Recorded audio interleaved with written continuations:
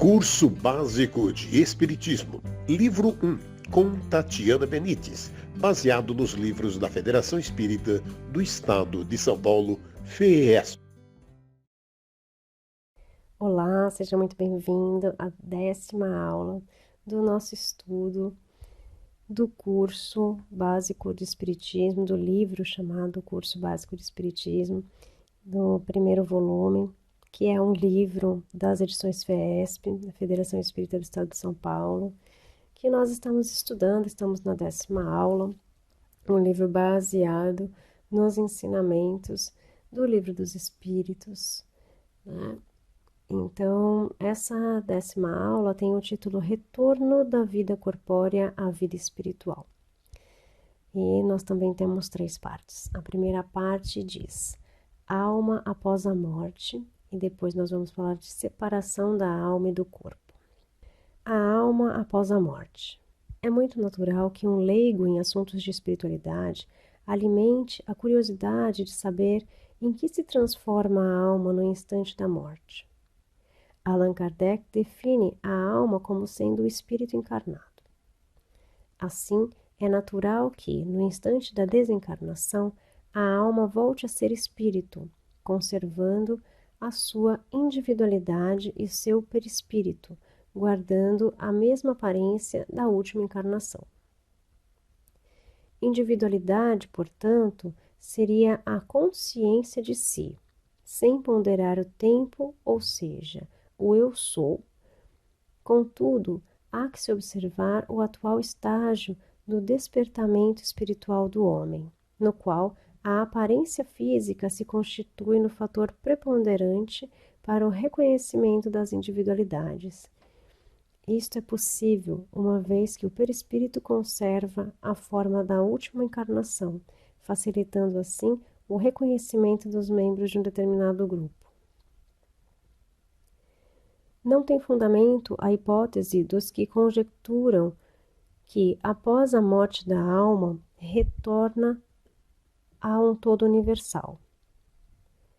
Quando estás numa assembleia, fazes parte integrante da mesma, e não obstante conservas a tua individualidade. Livro dos Espíritos, pergunta 151. A individualização ainda se evidencia quando esses seres provam a sua identidade através de sinais incontestáveis de detalhes pessoais relativos à vida terrena e que podem ser constatados. Ela não pode ser posta em dúvida quando eles se manifestam por meio das aparições. A individualidade da alma foi teoricamente ensinada como um artigo de fé, mas o Espiritismo a torna patente e, de certa maneira, material. Livro dos Espíritos, pergunta 152.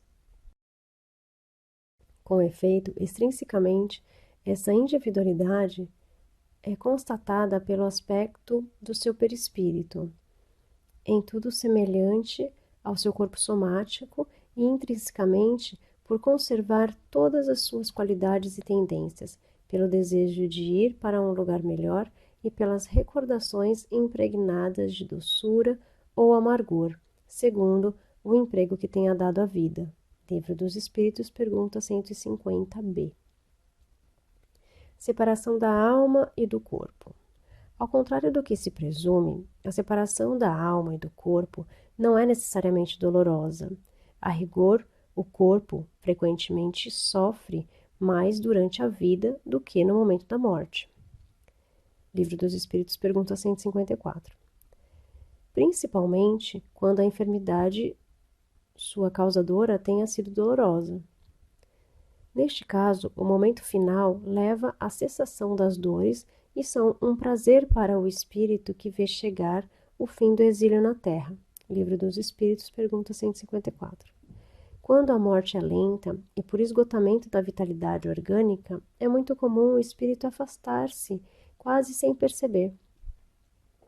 É como uma lâmpada que se apaga por falta de energia. Livro dos Espíritos, a mesma pergunta. Na separação, os laços que retinham o espírito se desatam, não se rompem e ele se afasta gradualmente, e não como um pássaro que escapa subitamente libertado. Livro dos Espíritos, pergunta 155A. E é ainda o Espiritismo que vem ensinar que, dependendo da elevação alcançada pelo espírito, o instante da morte pode, ou não, ser doloroso, e que os sofrimentos, algumas vezes experimentados, são um bálsamo para o espírito, que vê chegar o momento supremo de sua libertação. Assim é que a separação, no momento da morte, será tanto mais penosa para o espírito quanto maior tiver sido seu apego à matéria, e, ao contrário, será tanto mais suave quanto maior tiver sido o seu desprendimento das coisas terrenas. Nos casos de morte violenta, o espírito, colhido de improviso, fica aturdido, sentindo, pensando e acreditando-se vivo, prolongando essa ilusão até que compreenda o seu estado. Para aqueles mais evoluídos, a situação transitória pouco dura. Para outros menos evoluídos, a situação se prolonga por muito mais tempo. Ao aproximar-se do momento da morte, a alma sente muitas vezes que se desatam os liames que aprendem ao corpo e então emprega todos os seus esforços para os romper de uma vez. Assim, já parcialmente desprendida, goza por antecipação o futuro a desenrolar-se ante ela. Livro dos Espíritos, pergunta 157. Estabeleçamos como princípio alguns casos. 1. Se no momento em que se extingue a vida orgânica, o desprendimento do perispírito fosse completo, a alma nada sentiria absolutamente. 2.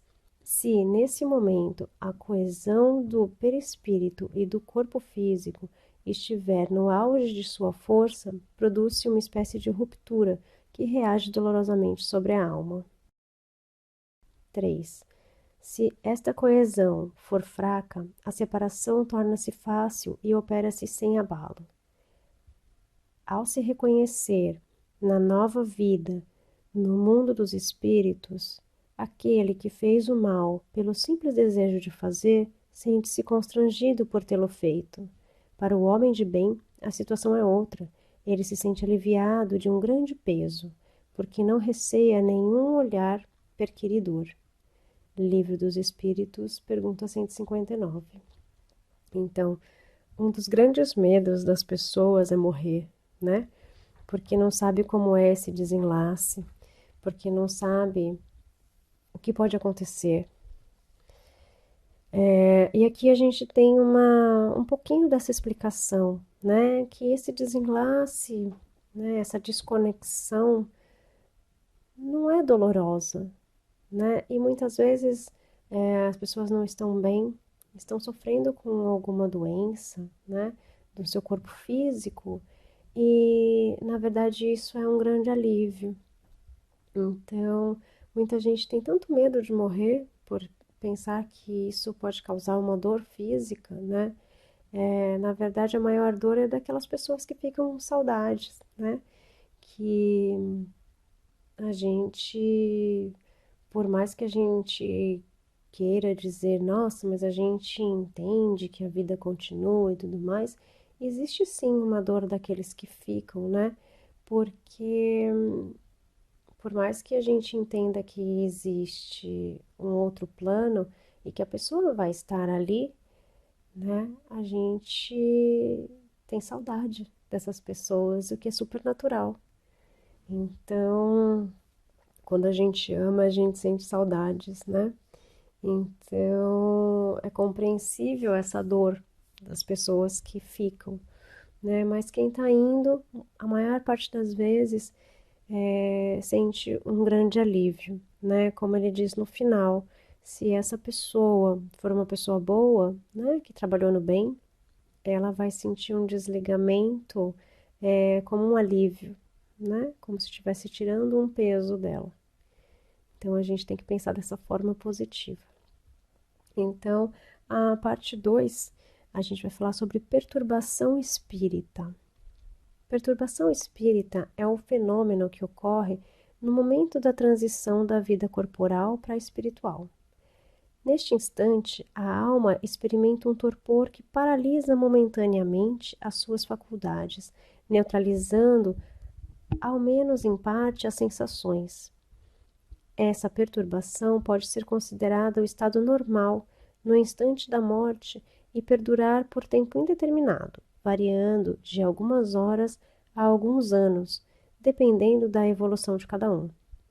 Aquele que já está purificado se reconhece quase que imediatamente, pois se libertou da matéria antes mesmo que cessasse a vida do corpo. Enquanto o homem carnal, cuja consciência ainda não está pura, sofre por muito mais tempo a influência da matéria. Livro dos Espíritos, página 164. O conhecimento do Espiritismo exerce uma grande influência na amenização e até mesmo significativa redução desse período, porque o espírito adentra em situação conhecendo-a antecipadamente. Quanto menos conhecimento o espírito tiver da vida espiritual, tanto mais se apega à matéria, mesmo sentindo que esta lhe foge. Quer retê-la, em vez de a abandonar. Resiste com todas as forças, podendo prolongar essa luta por dias, semanas e até meses. É certo que nesse momento o espírito não goza de toda a sua lucidez, dado o estado de perturbação que se antecipa à morte, mas nem por isso sofre menos. E o vácuo em que se acha e a incerteza do que lhe sucederá agravam-lhe as angústias. Por fim, sobrevém a morte, mas ainda não está tudo terminado, visto que a perturbação continua. Ele sente que vive, mas não define se material ou espiritualmente. Continua lutando, até que as últimas ligações do perispírito tenham se rompido. Contudo, a prática do bem, a elevação moral e a pureza da consciência sempre serão os fatores preponderantes para minimizar as vicissitudes dessa contingência. Há casos, particularmente nos de morte violenta, suicídio, suplício, acidente e ferimentos graves, em que o espírito vê-se diante de uma situação peculiar. Surpreende-se. Não crê que esteja morto, embora veja seu corpo. Sabe-o ser dele e não compreende o porquê dessa separação. A perturbação espírita após a morte, a rigor, nada tem de penosa para o homem de bem. É calma e serena, semelhante a um despertar tranquilo, ao contrário daquele cuja consciência encontra-se saturada de ansiedades e angústias. Finalmente, vale lembrar que nos casos de morte coletiva, nem todos os que dela tenham participado se revêem imediatamente. Na perturbação que a ela se segue, cada um vai para um lado e não se preocupa senão com aqueles com os quais guarda interesses particulares. Então, essa fase da perturbação, ela é necessária, né, para que a gente consiga se desprender do corpo. E diferente do que algumas pessoas pensam, né, que quem é espírita tem benefícios, nós não temos benefícios, né? O espírita, ele simplesmente tem a capacidade de entender que naquele momento o corpo dele morreu, né? Porque é isso que nós estudamos aqui. Então ele vai entender talvez um pouco mais rápido do que aqueles que não têm essa consciência, do que aqueles que não acreditam nisso. E daí esse torpor dessas outras pessoas que não acreditam e que não entendem esse desligamento, né, vai durar mais tempo. Então, por sermos espíritas, nós não temos nenhum benefício, mas nós conseguimos entender, nós temos uma compreensão melhor, talvez um pouco mais rápida, né, do que está acontecendo com a gente nesse momento. E a última parte da nossa aula tem o tema Deixa que os mortos enterrem seus mortos. E disse o outro, segue-me. Ao que ele respondeu, Senhor, permite que vá primeiramente sepultar meu pai. E Jesus lhe disse, deixa que os mortos enterrem seus mortos. E tu, porém, vai e anuncia o reino de Deus. Lucas, capítulo 9, versículos 59 e 60. Além dos 12 apóstolos, Jesus Cristo teve também outros 70 discípulos diretos, os quais, ao ouvirem dele um discurso que consideravam demasiadamente pesado, o abandonaram. Entretanto, outras convocações foram feitas por ele. Porém, cada um dos convocados dava uma desculpa para não segui-lo, principalmente depois de ele ter dito que aves do céu têm seus ninhos, as raposas os seus covis, mas ele não tinha onde reclinar a cabeça. Nessa citação, tudo indica que o convidado não gostou muito daquela recomendação e foi primeiramente sepultar o corpo de seu pai, perdendo assim a oportunidade de participar de uma das mais fulgurantes missões já desempenhadas no mundo material. Esta passagem evangélica convida o homem a uma reflexão mais profunda, pois este não pode acreditar que as palavras do Mestre representassem uma censura a um homem que, por dever de piedade filial, considerava um imperativo sepultar o corpo de seu pai. Jesus certamente deixou mais de um de seus edificantes ensinamentos, demonstrando que a vida espiritual é a verdadeira vida, ao passo que a vida temporária que é usufruída no mundo é equivalente à morte, pois nela o espírito encarnado perde transitoriamente a liberdade e a atividade que desfruta quando livre do corpo. Deste modo, o Mestre sempre colocou as coisas de Deus acima de qualquer cogitação, e não poderia ser de outra maneira. Por isso, quando lhe vieram dizer que sua mãe e seus irmãos estavam esperando para vê-lo, disse: Minha mãe e meus irmãos são aqueles que ouvem a palavra de Deus e a praticam. Isso está em Lucas, capítulo 8, versículo 21. Jesus viveu entre os homens para desempenhar uma missão transcendental, qual seja a de implantar uma nova revelação e, portanto, não poderia ficar cingido aos limites acanhados da família terrena.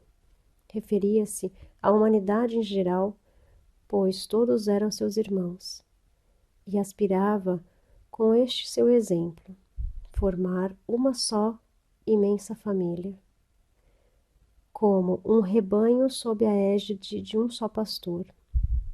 Consequentemente, jamais poderia ficar confinado ao âmbito de alguns familiares, quando a sua missão tinha um cunho universal a abranger toda a humanidade. A respeito da passagem de Lucas, pode-se afirmar que no mundo existem os mortos e os mortos. Os primeiros são os que se dedicam às coisas da alma, que tratam de aprimorar seus espíritos, que ao desencarnarem elevam-se para planos mais elevados da espiritualidade. Os segundos são os que se distanciam das coisas morais e espirituais, que submetem a alma a serviço do corpo, dando prioridade à satisfação dos sentidos e às coisas transitórias do mundo. Um outro homem, convocado pelo mestre, respondeu-lhe: Senhor, permita que vá antes dizer adeus aos de minha casa. A este Jesus disse: Aquele que, tendo posto a mão no arado, olhar para trás, não é apto para o reino de Deus. Estas palavras de Jesus não objetivavam prescrever aos homens que, como condição indispensável, renunciassem às exigências e necessidades da existência humana, que rompessem os laços familiares, que deixassem de cumprir as obrigações que ela lhes impusessem, inclusive aquela de sepultar os restos mortais de um ente querido, ou de despedir-se de seus familiares, quando tivessem que realizar uma viagem. O que acontece é que o homem, ao procurar desvendar o sentido exato contido no ensinamento evangélico, esbarra sempre com os inconvenientes da letra que mata. Não houve, por parte do mestre, qualquer secura de coração, desprestigiando a manutenção dos laços tão brandos da família e da fraternidade. O que ele ensinou por essas palavras é que, Quem toma do arado para rasgar o solo, para que nele seja lançada a semente generosa que produz frutos, não pare no meio da jornada, devendo sempre caminhar para frente, pois aquele que fica à margem do caminho não é digno de trabalhar na sua seara. Então, nós temos diversas interpretações errôneas, né? Porque os livros passaram por muitas traduções, né?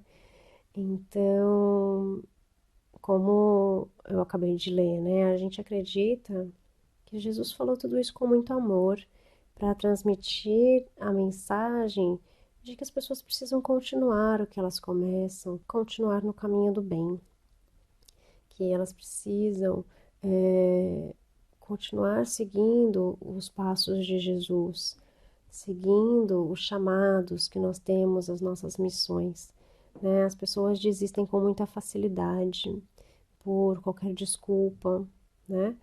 Então, ele em nenhum momento pensou em ferir alguém, ou o sentimento de alguém para que não desse valor à sua família. Muito pelo contrário, foi o que ele mais pregou, né?